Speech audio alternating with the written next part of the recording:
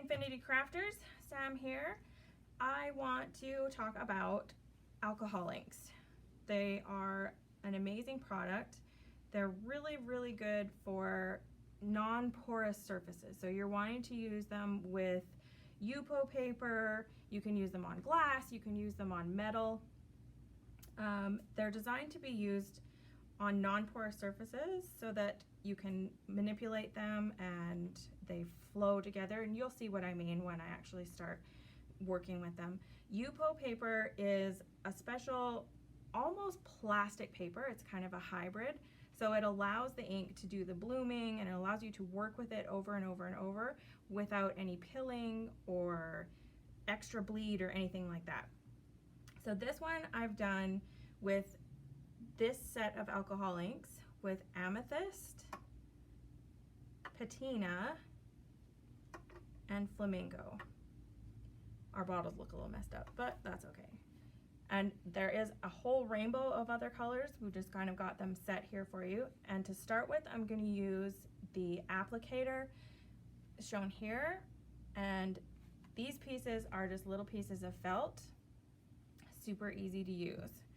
So I've got one applied here, and I'm going to start with a blank piece of Yupo, and I'm going to cover half of it.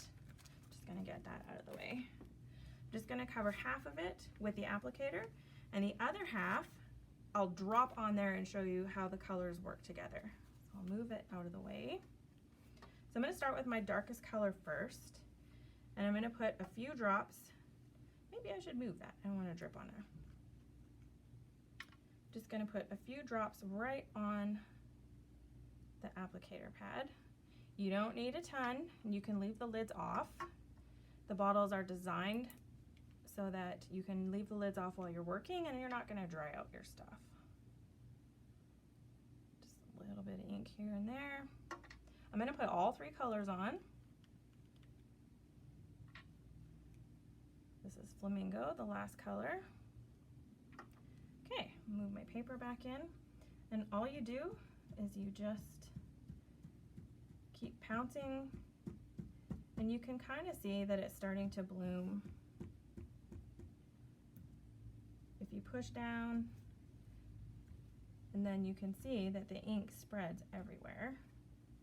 If you find that you're getting too much of one color or not enough of another color, see, I think, you know what, maybe I want a little bit more of the green, so I'm going to put a few more drops of patina on there and go back in, and I'm going to get more green.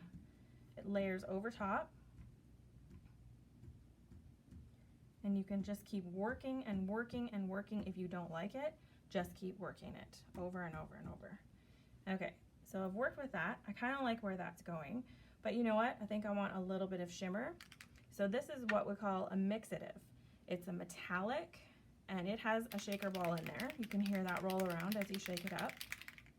I'm going to put a few drops of that right on top of all my alcohol ink here. You don't want too much because it can overtake your project. This stuff is opaque, so you'll see it kind of just go on top of all of the spots here. And I'll just kind of move it over here. And you'll see, if I pick it up and move it around, you can kind of see all that silver. I know sometimes it's hard to see on camera, but it does look really pretty. All right, so now that we've kind of done that, and like I said, you can keep going as much as you want. I'm just going to peel this off. It's Velcro, and set it to the side. Now I'm going to use my inks and just drip them on. I'm going to push this over here so we can see, and you just drip it and it blooms is what they call it. And you can drop it, you can shake it.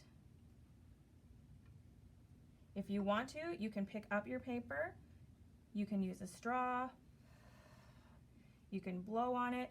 I like to let my colors dry a little bit in between, but you can see them just still spreading. I'm going to take my green, patina, drip it in there, and watch how it pushes one color away from the next color. So they're blending, mixing, and you can see where they come together and combine.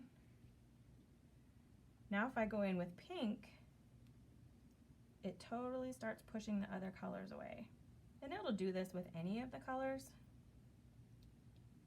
Sometimes you do have to be careful.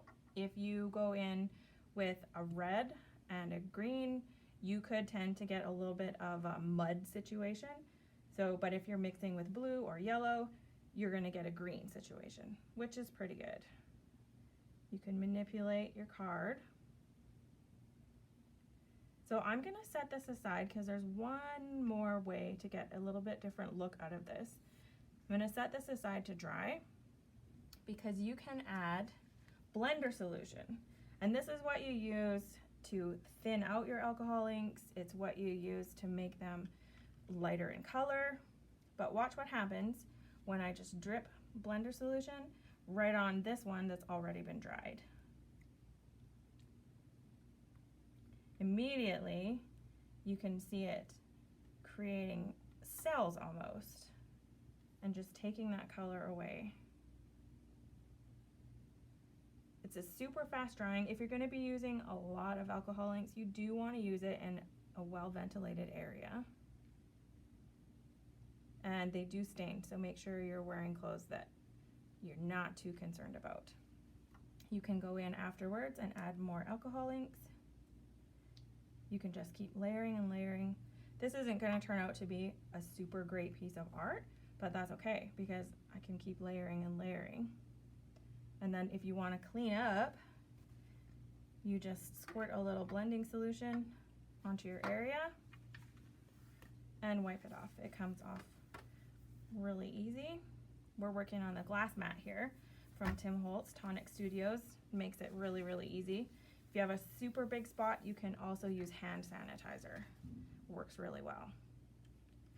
Well, I hope that this gives you a little bit better understanding of alcohol inks, and feel free to check out our website at infinitycrafts.ca, and we'll see you on the next video.